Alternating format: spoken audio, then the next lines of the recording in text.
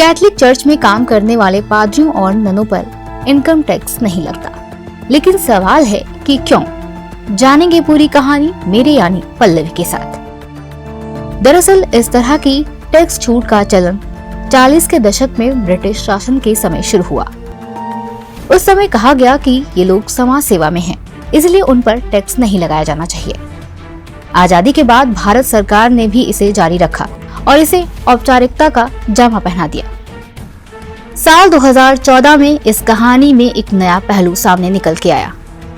दरअसल केंद्र सरकार ने फैसला किया कि चर्च में काम करने वाले लोगों के वेतन पर टैक्स लगाया जाएगा।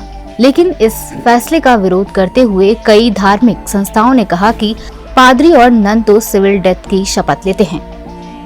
इसका मतलब है कि वो अपनी निजी संपत्ति नहीं बनाते, शादी नहीं करते और अपनी सैलरी भी धर्मार्थ संस्थाओं को दे देते हैं ताकि समाज की भलाई हो सके।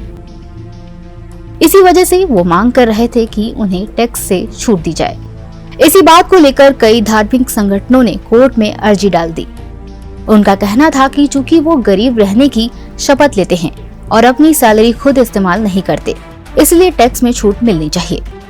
याचिकाकर्ताओं ने तर्क दिया कि उन्होंने अपनी व्यक्तिगत पहचान छोड़ दी है, कोई संपत्ति नहीं बना सकते, ना ही शादी कर सकते हैं। यहाँ तक कि अगर उनके परिवार में कोई उनकी संपत्ति का हकदार भी होता है तो भी वो उस पर दावा नहीं कर सकते।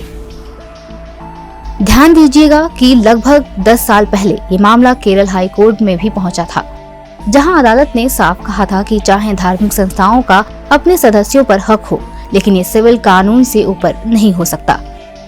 कोर्ट ने माना कि जो भी व्यक्ति सिविल डेथ की शपथ लेता है उसे नौकरी करने का अधिकार नहीं होना चाहिए। इसके बाद ये मामला सुप्रीम कोर्ट पहुंचा। अब हुआ यूं कि पिछले हफ्ते 3 जजों की बेंच ने, जिसमें जस्टिस चंद्रचूड़ भी शामिल थे, इस विवाद को खत्म करते हुए कहा कि टैक्स से छूट नहीं दी जा सकती। उन्होंने कहा कि पादरी और नन चाहे अपनी तनख्वाह खुद इस्तेमाल ना करें, पर उन्हें वेतन तो मिलता है, इसलिए टीडीएस काटा जाएगा।